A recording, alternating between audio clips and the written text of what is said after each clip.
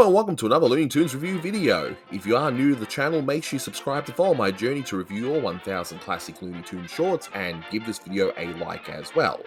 So this is a review for Wake Up The Gypsy and Me, released in 1933. It's the 55th in the series and it's directed by Rudolph Ising. Now as for the print I'm using, I'm not sure where it's come from. If you do, let me know in the comments, but it's definitely a lot better than the faded TV print I used when I took a look at this in the form of an audio commentary. Now, I can't show you the full thing here due to copyright on YouTube, but there's not really that much of a story to speak of. It is an early Merry Melodies after all. So essentially, you have the villagers all dancing to Russian music. We see Rasputin doing all sorts of evil stuff, like cutting jigsaw puzzle pieces and that sort of thing. He spots a gypsy girl and wants her, and that's pretty much it. And we get a revolution at the end, so yeah, not much to it. Now, you're first going to see a re-edit of the original audio commentary I did before I had to take that down due to copyright on YouTube and all that stuff. But my good friend Blue Genocide not only re-edited that commentary, he's edited this whole video, so thank you, Blue. After that, you'll hear a few more thoughts from me, and then you'll hear from my good friend Manny Cruz, the Toonie Tenor, who will discuss the music in this short, as is of course music focused. So grab some popcorn and enjoy. So we've gone from, Asian themed, French themed, Italian themed, now, what else? Russian themed. Yeah, this one doesn't really start with any sort of story until very, I guess, around the middle or so. This is just an excuse to do the actual song, which of course is Wake Up The Gypsy and Me, which, aside from the word maybe gypsy, doesn't really feel like a Russian song, but that's okay.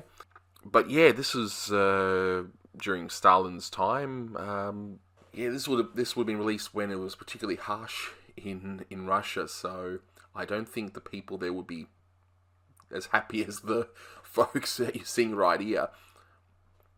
So that's what those hats are. They're just cats all along. Eh? Here's another way to get your bombs past the guard. You'll see. Yep. That's one way to do it. I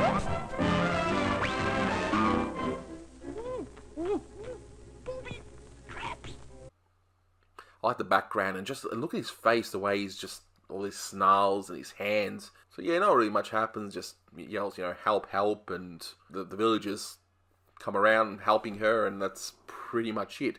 So those are my original thoughts, and here are some new ones. And I will say, first of all, looking at it in a much better print, you can see a lot of the nicer details, like some of the backgrounds and that sort of thing. And, this is a wonderful cartoon, I think, at least out of the early Merry Melodies, which are quite fun in general, but I'll give you my thoughts at the very end. But just a few things here. I would have mentioned in the original commentary that, of course, Rice Puddin' is a parody of Rasputin, and I'm not going to go through an in-depth history of Russia, because if I did that, my editor would absolutely, he would assassinate me, because that's what happened to Rasputin.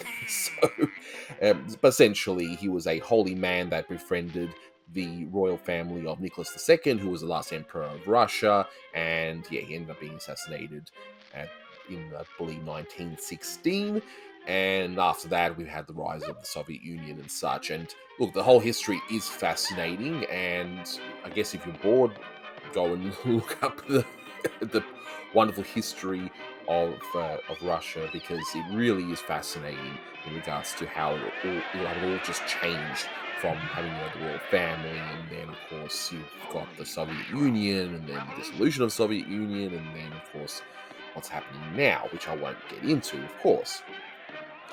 But the ending, yeah, and I would have mentioned this, Gandhi. I really don't understand why they used Gandhi in that final gag.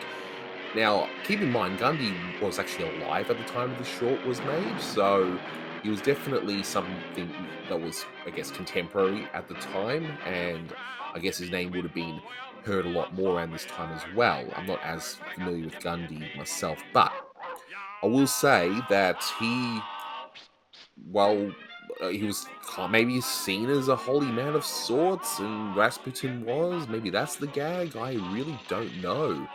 I'm trying to figure that out. So if you know the answer to it, please let me know. I definitely want to know more about that. So there are a few other references, like the band leader being Paul Whiteman, which I'll get Manny to explain that very shortly.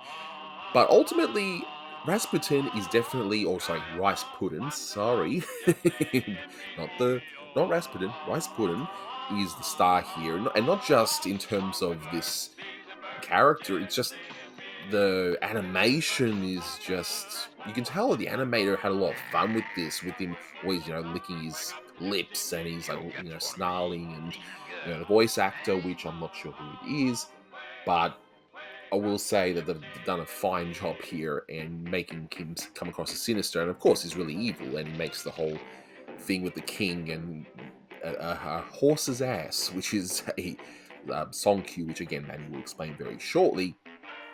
And we got some wonderful bits of animation, like when he's running, you got the hallway moving, at least harmonizing, despite the very limited budgets they had. They at least tried different things, which is very admirable, I would say.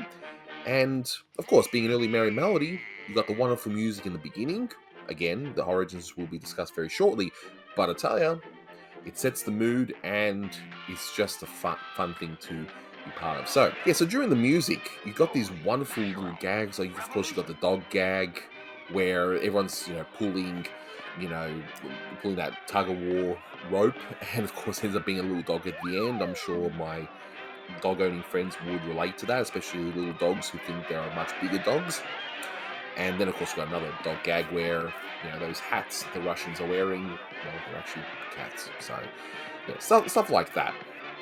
Now, my good friend Manny Cruz, the Toonie tenor, is going to now discuss with you the origins of the music within, because there isn't maybe too much, but there is enough in there where it's like, that's interesting, that's interesting. It's Manny Cruz, the Toonie tenor, and today I'll be talking about the 1933 Merry Melody, Wake Up the Gypsy and Me, directed by Rudolph Ising. So there's really not much to talk about musically in this one because there ain't much music. So I don't know what Frank Marsalis was deciding on in this cartoon, but according to the cue sheets, again, thanks to the work of Daniel Goldmark for acquiring these years ago. But of course, a cartoon starts with Get Happy, the Merry Melodies theme. As for the cues themselves, there's really only three. So there's Kamarinska, which is a Russian folk song that I'll talk a little bit more about. Another Russian folk song that's been heard a million times in Warner Brothers cartoons, Song of the Volga Boatman. And the title track itself, Wake Up the Gypsy and Me. I'm going to try to refrain from using that particular term because it is considered a slur. Anywho, let's talk about the title track itself. So, again, there isn't much to talk about. There is no commercial recording of this thing. It's pretty much if you want to listen to the song, you just got to listen to this cartoon. Give me freedom and open road. Give me the haunting call of the sea. The sky above, one to love. Wake up the gypsy and me. Give me perfume smelling ground. Give me the wind blowing on the trees. Song with birds, like birds. Wake up the gypsy and me. Give me clouds suddenly brooding, meadows I fall. Give me mountains, beautiful brooding on the mighty God. Give me freedom, slaving man. Give me the thrill of light that can see. Feel the stars, union with God. Wake up the gypsy and me. This song happens to use a lot of tropes about the happy Romani, another term instead of the G word. And these tropes are around in various songs of that time period. Another example would be singing a vagabond song that came out in 1930. These were things that were popular tropes in Tin Pan Alley music at that time. The title track was composed by Harry Miller, Lou Pollock, and Lou Lur. And I kept saying, Lou Lur. There's only one Lou Lur that I could think of. And yes, it's exactly who you're thinking about. Ladies and peoples, listen while I'll explaining you the latest news of the day.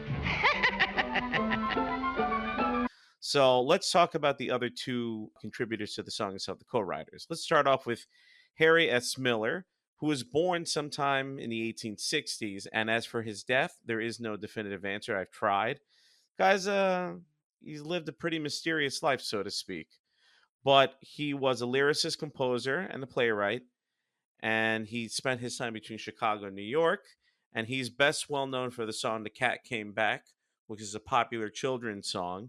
And that was actually the name of a merry melody that came out in 1935. From what I see, he has some other songs that he's composed, none that I could recognize from being in other Warner Brothers cartoons.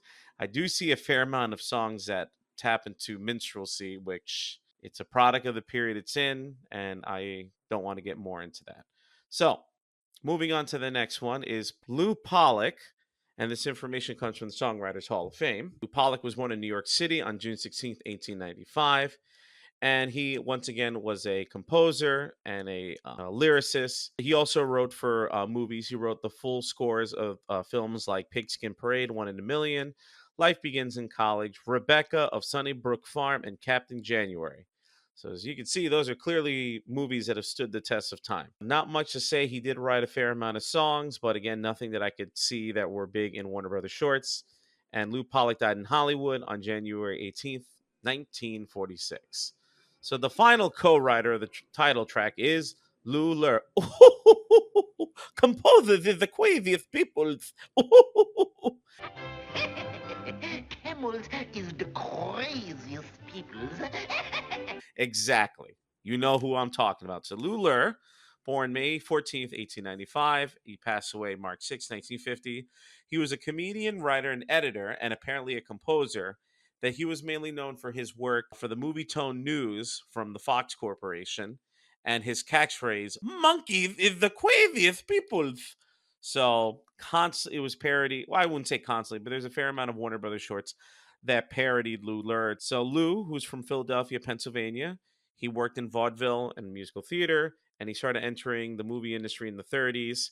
And again, he was working mainly as the guy in the newsreels, which Warner Brothers found a lot of opportunities to parody. He also worked in radio. So yeah, he was caricatured in 8 shorts in particular. So I already said She Was an Acrobat's Daughter. There's The Sourpuss, Porky's Snooze Reel, Russian Rhapsody, how appropriate for this commentary, Hair Meets Hair, Daffy Duck Hunt, and Scaredy Cat. Like I said, we could talk all day about Lou Lur, but just a few musical things that I noticed about the cartoon itself. So first off, when you hear, well, in the beginning of the cartoon, after the opening credits, you hear a traditional Russian song by the name of Kamarinska.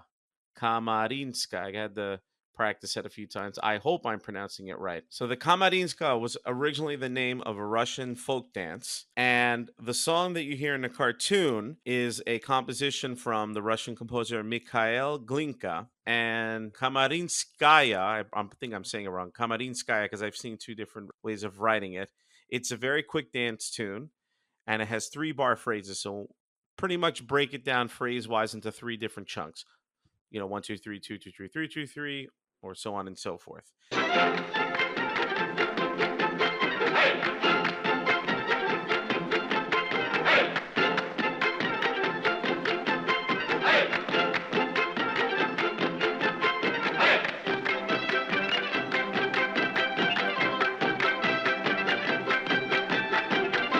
And usually the melody is played on an instrument like the fiddle or the balalaika. And in the cartoon itself, you do see a fiddler and you do see a balalaika. So balalaika, well, funny story.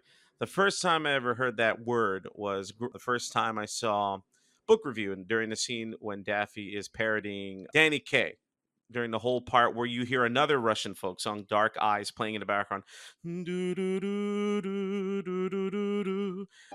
Ah, Bublichkis, how different in my native village. Soft music, violins, the happy peoples sitting on their balalaikas, playing their samovars. And I always found that word to be really funny, but not realizing that a balalaika was a string instrument, similar vein to a guitar. And if he were to sit on a balalaika, he would probably damage it. So it's a fretted instrument. It's in the string family, similar to the guitar, has a hollow body and has a triangular shape. And the cartoon itself does have a balalaika. So I got to remind myself, a balalaika is not like a stool or a chair to sit in. It's a musical instrument. The band leader during the beginning of the cartoon, what's interesting is it's a caricature of Paul Whiteman. Paul Whiteman, born March 28th, 1890, and he passed away December 29th, 1967, was a very popular band leader at the time in the 20s and 30s. He helped record and pioneer a lot of famous songs. In particular, he helped with the debut of Rhapsody in Blue by George Gershwin. So Paul Whiteman also holds a place in animation history because he was part of arguably the first color segment in animation from the 1930 film King of Jazz, which was his nickname, which was released by Universal Pictures. And there's a brief chunk where Paul Whiteman has a caricature of himself. And yeah, this was a few years before Disney started pioneering color in its cartoons when it got access to the 3-strip Technicolor process in 1932 for the cartoon Flowers and Trees. So kind of a nice little animation history and music history combining at the same time, thanks to Paul Whiteman, who was caricatured in cartoon, the one that we're talking about. What I like in particular musically, there was a part where you see Rice Pudding, the Mad Monk, or who's a parody of Rasputin, who was a prominent figure in Russian history pre the revolution in 1917. But I like how the melody of the song that's playing when he's finagling with the puzzle, you hear the bass clarinet really bringing it home. And something about Frank Marsalis's arrangements, and he really loved using the bass clarinet. And I always got a kick out of the scene where he's struggling to put the final puzzle piece, and he sees the photo of the king, and he cuts it and he pastes it on the puzzle, and then you hear the musical cue of ba ba ba ba ba.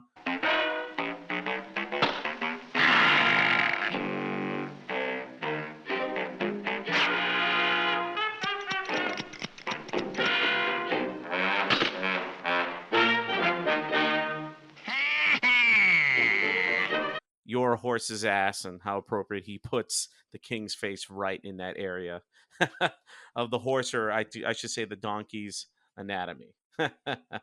Pretty funny. Good stuff. Love it. See, I got more cheese in the deli in this one. Oh, so let me talk briefly about the Song of the Volga Boatman, which is another traditional Russian folk tune. Its exact origins are not known, but it was collected by Mily Balakirev. My Russian's terrible. And it was collected together in 1866. So a lot of folk songs, as you know, are songs passed on by tradition. It's sung, from one generation to another. And then eventually someone has the idea of, hey, let's write this stuff down. So there could be many different variations of it. The song itself, just imagine men shoving a huge barge or a ship across the Volga River. And this song is a nice way to show off a bass's voice. So I'm not a bass myself. I'm a tenor. I mean, that's why I am the Toonie tenor. But if you don't know what a tenor is, it's a man with a higher singing voice than usual. Think of, opera singers like Luciano Pavarotti, Alfredo Kraus. In pop music, Michael Jackson's a tenor, Steve Perry from Journey, Freddie Mercury. Those are examples of tenors.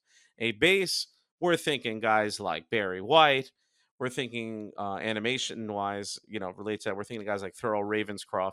So I can imagine somebody, Thurl Ravenscroft, the man who sang You're a Mean One, Mr. Grinch, and the original voice of Tony the Tiger. But just imagine a guy like that, a bass, just singing these la da da da da. I could barely do it myself because my voice isn't that low.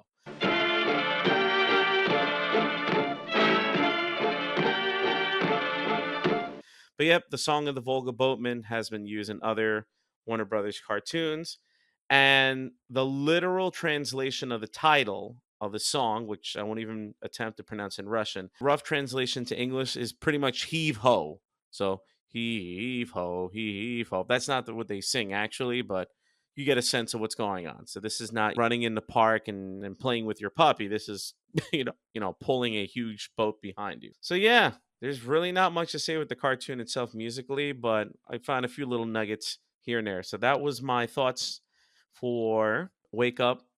I'll say the title once again, but Wake Up the Gypsy and Me. And thanks for listening. I hope you learned a thing or two. And yeah, I hope you enjoyed it. Have a great day. Thank you, Manny. As for the short, as I mentioned before, the music is wonderful, and I love the animation of Rasputin, and this is just one of those early merry melodies that's just so fun and catchy, and you just can't help but dance along in the beginning, and a lot of it's funny. You've even got clear cases of them trying to get around the Hays Code wasn't around yet, but you can see that they're trying to get around censorship, and when it comes to the whole scene with that little bomber guy, disguising himself as a rather buxom woman, I should say. But in any case, look, I'm giving this one 7 out of 10. This is one of the better early merry melodies of the harmonizing period. It's fun, it's catchy, and yeah, I really like this one. And hopefully we'll get a HD restoration at some point soon, but at least this print I've got here is a lot better than what I used before, so there you are. So that'll do it for this review. Thanks for watching. Until next time, take care.